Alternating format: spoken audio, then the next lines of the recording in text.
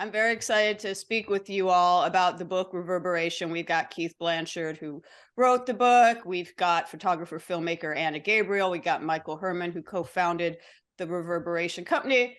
And of course, we have Mr. Peter Gabriel. Is it Sir Peter Gabriel? I'll call you Sir. Yeah, I prefer mind. everybody does, but I don't Okay. have any reason for it. But I mean, I just respect so much what you've done. I got my brain necklace on. I don't know if you could see. Great. So I kind of want to, I kind of just want to jump into, full disclosure, I'm not a musician, I'm not a scientist, but I'm a huge music fan, and pretty much every major thing that's ever happened to me, every major core memory I have is associated with some sort of artist or song, sometimes your songs, Peter. And I think it's kind of interesting, like I was saying earlier before you came on, that I feel like the only other phenomenon that's similar to how songs can trigger memories or feelings is smells and scents that you might associate with like childhood home cooking of your grandma or holidays or whatever. So I guess as a layperson, I'm just curious about why a song, it could be, like I said, a song like yours, like In Your Eyes, or it could be a Madonna song or whatever. It just suddenly can take you back to being 13 years old again, or 12, or whatever age, younger. Shall I have a go at that? Please. Okay, I suspect, but it's to do with the way that the brain stores information, and that things, can be opened or attached to particular, musical sounds. I mean, we're very good at recognizing songs from 2 or 3 seconds, right? And because somehow, the imprint is very strong and very specific. And what's amazing in some of the research with dementia is that there are these old people who even don't have the ability to speak, and you play them the songs from their adolescence, and suddenly they can talk again and they can interact with people. So it's a way of re-triggering the brain, and that sort of blew me away. And now there are these experiments with particular frequencies, like this Lee Sway, which is HSUEI, and Ed Boyden at MIT, that they found, I think by chance, that 40 hertz, which is a low node on the piano, was stopping Alzheimer's in its tracks too. I mean, this is more sort of old people stuff, but there's similar, for all ages. So I think, Keith has done a lot of the research along with Michael and Anna's teams and all the scientists, and they know much more about this than I do probably, but it's just it's a whole field that I think is opening up. Does anyone want to add to that? Yeah, I guess I could add a little, but I don't know that we know much more than you do. But it's no accident that smell and song both activate in kind of the same way and have this emotional reaction with people. Our busy forebrains love to overthink and analyze everything, but smell and music both can bypass that and go directly to this ancient, what they call the reptilian part of your brain, the seat of emotions and all of this. So that's why when you have an unfamiliar smell, you know exactly what it is, but you may have trouble expressing what it is. It's the same with a song. It really does tackle you at a deeper level than most of the things we encounter in our daily lives. Well, I know we were talking about old stuff, or, older people with dementia, Alzheimer's, but I wonder, I've read studies, and I imagine this relates to your research. I've read studies about, obviously our brains are more plastic when we're young, and that's why people can learn a language more, a second language earlier, the better, that sort of thing. And I've read these studies, which makes me actually quite sad, that the average person stops actively trying to seek out new music at the age of 32, which seems quite young to me. And also I've read a similar study, like if you look at people's Spotify habits, the majority of music they listen to is whatever music was popular or the music they liked when they were 13 or 12. I remember I just mentioned the number 13 for a reason. So I'm wondering if that has anything to do with it, that people like the brain and nostalgia for music, that no matter how old someone is, they think the music from when they were growing up was the best decade for music, you know, like, oh, 1970 this, 1980 this.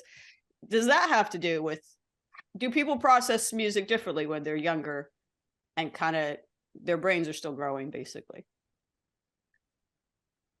So I never know what, yeah, go ahead, Peter, sorry. You guys want to take a turn? Yeah, so Michael. I was just no, I think Keith, we've addressed this in the book. Can you talk a little bit about that? Yeah, and you're absolutely right, Lyndsey. That is a real phenomenon, that people have a particular phase of their musical existence that feels right to them, and it seems to be around that age of 13, because that's also the age where we are figuring ourselves out and we're defining our identities, and so the music of that time feels particularly all about us and all about the friend group that we're identifying with, or the our tribes, if you will, across different aspects of our lives. So I think, you know, earlier than that, you're still very much a child and just learning all this, and after this, you start to get baked into some of your patterns. 30 does seem young to me too, but I wouldn't be surprised to see that that's the research. But that I think is the core reason, from my perspective, of why songs of those age have such a deep resonance for us.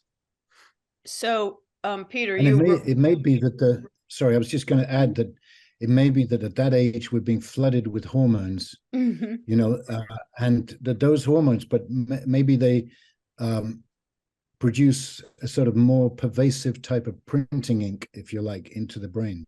I see.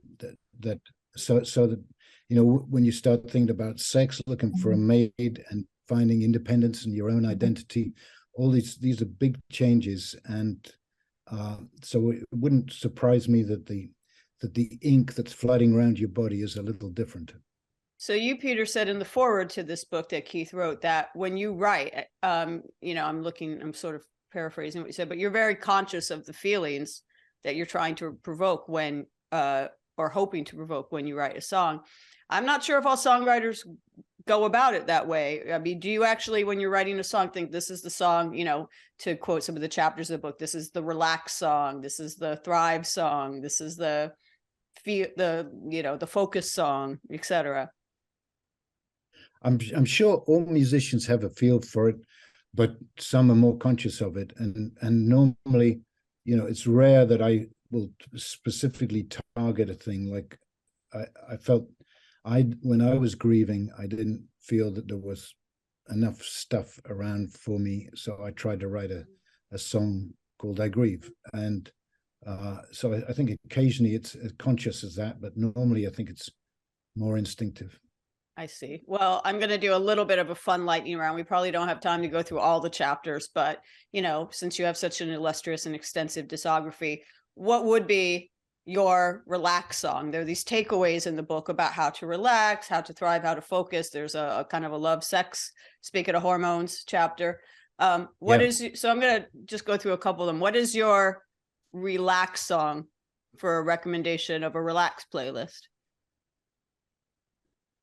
Well, I think I'd probably go, I mean, I actually now use 40 hertz. There's one 40 hertz you can get on YouTube. There is a number of them. And when I'm doing stretches or trying to meditate, I'll just put that on sometimes. And it seems to, that's my dog in the background, by the way. Sorry. It's but on my stomach. What about one of your own songs, though? If someone, I'm more. What about one of my own songs? Yeah. There's a thing called The Nest, I think, in Ovo, which with the orchestra, it's just, but it's very, very slow, very simple. And I think, and maybe The Passion from Last Temptation of Christ, because these are not sort of mainstream pop songs, but more meditative, or, you know, trying to tickle the spirit. What about the love? There's a chapter on love, which is all, you know, sort of like makeout songs, I guess. What would be, you know, your recommendation for that? Oh, well, I don't know. I mean, In Your Eyes seem to have that effect for people. So, so I get told. So I think, you know, I don't, it's different strokes for different folks. And obviously, Right. you know, Right. you've got to like the artist in the first place, or you don't sort of enter their house, if you know what I mean. Well, I'll just So- nominate Shock the Monkey for Thrive. It's a good workout song. It gets you going on the Okay, treadmill. great. That's I don't know Thank how you. many BPMs or what it is, but it's definitely an energy. But since you mentioned In Your Eyes, I do want to ask where visuals come into all this with the brain, because I'm a child of the 80s. I'm a child of MTV. So much of the music that I grew up with, I experienced it the first time concurrently with seeing a visual attached to it. First time I heard Shock the Monkey, it was that amazing video. Obviously, Peter, you've done, I mean, Sledgehammer, all the videos of that era, you know, and Sledgehammer, I believe, still holds the record for the most MTV Video Music Awards ever won in a single night. I don't know if anyone will ever break that record, but In Your Eyes has a very iconic, a lot of people probably heard that for the first time from Say Anything and the Boombox. People will always associate that. So how does, with your songs or songs in general, like all these music videos, or, you know, a lot of people are now hearing your former duet partner, Kate Bush. A lot of younger people are hearing that song from Stranger Things, and they will always associate it with a sync, as they call it in the business. How do visuals kind of play into the way the brain processes, remembers, develops emotional attachments to music and to songs? I think it's important. I think they go in through different doorways, if you like. Visuals and text tend to go through different parts. My guess is sort of a longer pathway through the brain. And as Keith was saying earlier, with smell and sound, they sort of seem to be able to plug directly in. But maybe you guys would like to take a crack at that one too. I would say in the book we didn't explore a lot about visuals, but I know that for those of us who lived through the transition to MTV, it was a big sea change in the way to experience music, because prior to MTV, whatever visual elements the song evoked in your head were personal to you. And after MTV, and particularly the, you know, amazing work like Sledgehammer and so forth, that they really developed a particular a peek into the mind of the artist and the creators and the producers as one interpretation. And I don't know the extent to which people who were born kind of where their first musical impressions were at MTV, I wonder if they have the same original visual associations with a song, or whether, to what extent that's colored by the fact that they saw someone else's movie of the song, if you will, played at the same time as they were originally hearing the song. I think it also plays on memory too, because you know, like much like a photograph, you often will have seen a photograph from your childhood, for example, and although you don't remember the actual event, you remember it from the photograph. So you think it's telling you, oh, I remember this event because I've seen this photograph. But in fact, without the photograph, you might not remember it all. So I think the visual image also imprints on your mind, much like a song will connect you to a specific memory. I think it's more of a memory thing. And Anna, for me, those are album covers. Like, so when I know what the album cover looks like, the song is very specifically that color in my head when I'm listening. Right. So I think to your point, you know, and again, I'm not too familiar with the addition of that visual input on sort of the brain's assimilation of the song. But I think, like all of us, I think it dimensionalizes how we are associating the song with a memory, a color, a person, a thought that it triggers quite easily. Absolutely. I mean, yeah, I mean, I can't hear, I mean, and this is a good thing, but yeah, I can't hear Sledgehammer without seeing one of the greatest music videos of all time in my mind. It's just how it is. I don't think it's a bad thing. I do think there are some artists. I do remember when MTV first came out, people, older artists usually, saying that they didn't like the fact that visuals, but I think that would be an interesting study about how like music videos and things affect how but yeah. I obviously, Peter, I would be remiss if I didn't sort of, you know, within the context of what we're talking about the fact that you have new music coming out for the first album in more than a decade, like 12 years. I love the 3 songs I've heard so far, and I'm wondering how the practices, all the things you've learned through this research, you know, how the brain processes music. I mean, it's my understanding that you've been working on this album off and on for about 20 years. So obviously this research you've been doing and technology in general is just, you know, grown exponentially during this time. How is it affecting everything with the album IO, like songwriting, production, how you're going to present it live when I see you at the Forum on October 13th this year? You know, obviously they, you know, these kind of things do they go hand in hand, this album and this book? I think well, in fact, before I met Michael and Keith, I was working on a show about the brain, which you know, is another slow burner, and that will, I hope, find its place, you know, moving forward. So certainly there's scientists that I've met through this that, you know, I'm sure are going to help inform how I developed that project. And there are one or two of the songs on this record that will relate to that. So in that way, it's had an impact. But I don't think I've changed. Well, a lot of the songs were in formation before the book was put together. But I think, you know, I think we're here to learn. So it's been very useful. Yeah. I have to ask, you wrote about this in the foreword to the book because, you know, like I said, you're going on tour this year. It's been a long time since you've toured.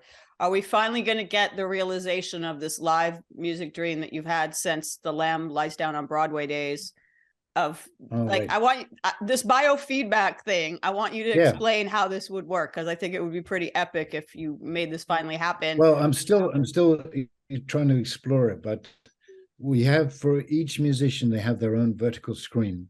And we're trying to get some device. We're still looking at some of them, some of which Anna and Michael have been playing around with, but that will allow the musician. So ideally, I would like to get 3 outputs from each musician.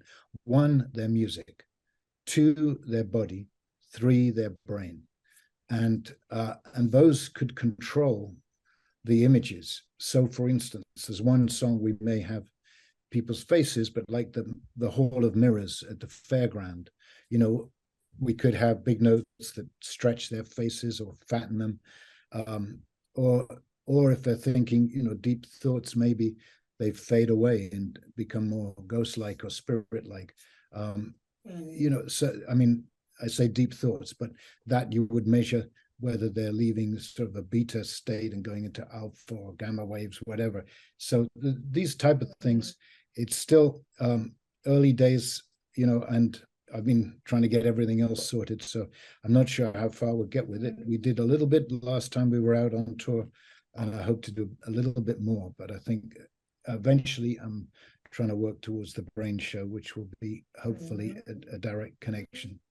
Can you explain a little bit more to me in like lay people terms of the original idea? Because I believe the idea you had in the Genesis early days. In the 70s, yeah. In the 70s, there were people starting to experiment with biofeedback. And what is interesting about that is when you get a feedback loop, is the body very easily, like a kid, learns and very speedily, so that you can control various parameters in your body just by getting the information. For example, there was a woman called Anna Gabriel, no relation, who had done a piece with little solar powered insects in a circle, and then she connected these to the brain reader and to the computer, and then the computer would instruct the circle of lights to open up according to what was going on in the brain. So you'd see on this little circle a sort of rough map, very rough, of what was happening in your brain. But when you lay down on the floor and started seeing the lights feeding directly through your eyes into your brain, you got a feedback loop, and that sort of accelerates things, and you move into this sort of hyper state where you can start controlling things in a way you couldn't before. So the aim was simply to start at that time, was to start, you know, with the drummer defining the groove with his heart rate, with, you know, some of the melody guys, you know, determining pitches and harmonies with what was coming out of them, and so on. So you just say, what signals have we got and how could we translate them into music? And I went to see the guys at the time. The equipment wasn't there. It definitely is now, and there's a lot of cool AI stuff which is just about to turn our lives upside down. But that's another story. Well, I actually was hoping to ask you about that, Peter. AI is definitely a hot topic these days, and yeah. I might be out of a job soon because some robot could write articles for me. Some people obviously are embracing it. Other people are kind of scared about it. I feel like you might be more on the embrace side of the spectrum, but what are your thoughts on it as an artist? Well, it's like the King Canute and the waves. We have that story that he tried to hold back the tide by using his kingly powers. The tide won. The same is true of AI. It's coming, whether we like it or not. So we might as well try and work with it rather than work against it, and make sure that there are programs in there that protect ethics and some sort of morality. Because I remember, this is 20 years ago, I was at a sort of session with these military chiefs, and someone was asked, okay, we're getting into the robot battlefield, how long will a human last? And they said, by present calculations, 18 seconds. And there is this idea that if we try to find intelligent life on other planets, that when an intelligent species is so smart that it can destroy itself, it very often does. And I hope we don't fall into that trap. But we can have a wonderful party on the way to jumping over the cliff. Is that something you've thought about productive, positive ways you could do it as I do think about it quite a lot, and I think not enough people are thinking about it, and it would be great to get ahead. This is something that's going to have way more impact than the Industrial Revolution and the nuclear bomb. So if we don't and start anticipating what it might do, it's going to be too late, because it's very fast.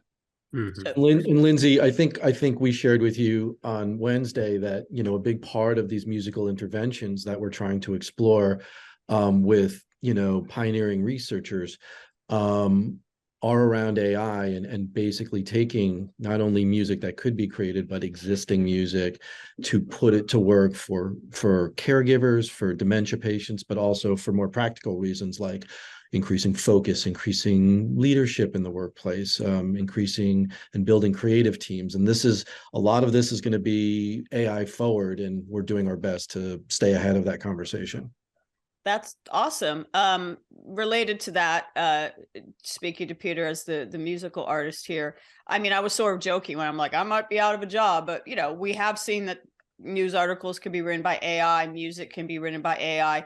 But to go back to what we started this conversation with how music is connected to emotions and to core memories and things like that. I mean, could AI ever really, again, I'm such a lay person here, so sorry if I'm sounding like such a Luddite in the way I'm phrasing these.